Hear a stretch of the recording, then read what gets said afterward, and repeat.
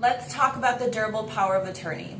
My name is Grace Sias, co-owner of Noble Notary Signing Service, and we hire notaries all day, every day, executing these documents for us. It's important to know that we are hiring a notary and a witness because it is required in the state of Florida that a notary can be a witness and it needs a second witness as well.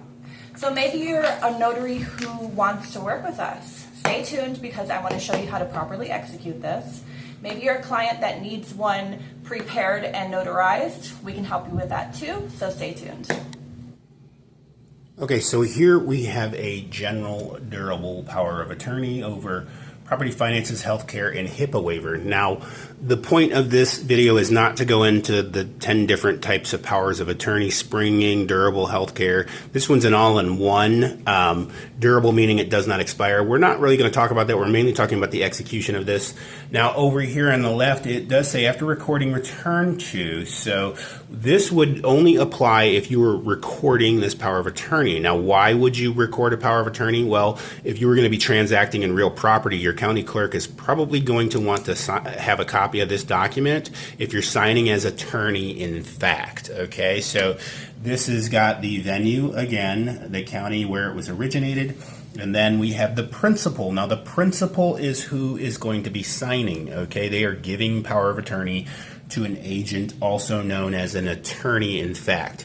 So on this particular document, it does have the name of the signer on the bottom and the footer, as well as initials on every single page. So for notaries, you're going to want to look for that initial and have the client initial every single page, including the page that requires notarization. So we would move through these. Now, a Florida power of attorney does have something called superpowers, and those are additional powers they can appoint to their agent.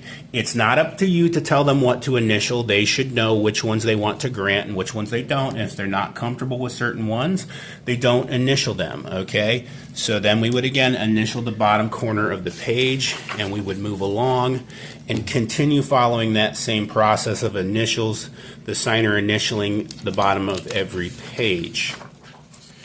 And then we're going to come to where the principal, again, you would see their ID and they would sign as principal. And then there is an attestation and witnesses. Again, this is going to be dated for the day that you are doing it. This could be blank here and you may have to fill that in. So look for blanks for dates, okay?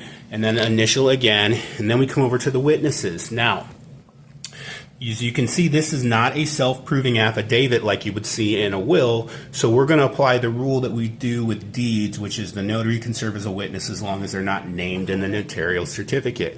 However, the witnesses do need to print their name, sign their name, as well as put their address on this document, and then we would move to the final phase, which is the notarial certificate. Again, the venue was pre-filled out on this. If it wasn't, it would be blank. We're going to check, are they physically present or is this online? The date. If that date was wrong, for example, this date right now is not the 21st of May, it's the 25th of May. So we would line that out and initial that.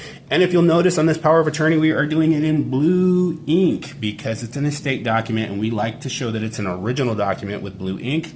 How do we know who this person was? Well, we're going to write that in there. And then the notary is going to sign, print. We're going to have the signer initial again on the bottom of the page. Notary's going to sign, put their information in, put that they're a notary public, and then they are going to put their commission number on the bottom. Typically that's optional. I would prefer that you do it anyways. And then of course we're going to stamp it, and that was a misfire. So what do we do if we have a notary misfire? Well, we need to line that out, initial it, and then we need to not misfire, which would be done by using a flat surface and taking a nice firm stamp as such.